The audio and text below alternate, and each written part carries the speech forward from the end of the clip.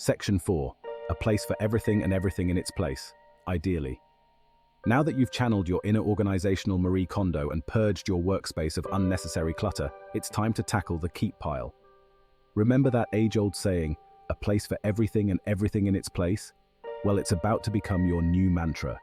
As you sort through the items you've deemed worthy of staying in your workspace, start thinking about where they should live. The goal here is to create a logical and intuitive layout, where everything is easy to find and access.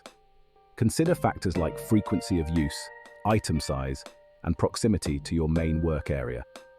High-traffic items should be within arm's reach, while those used less often can be stored further away. Group similar items together, wrenches with wrenches, pens with pens. You get the idea. And don't be afraid to get creative with storage solutions. Vertical space is your friend.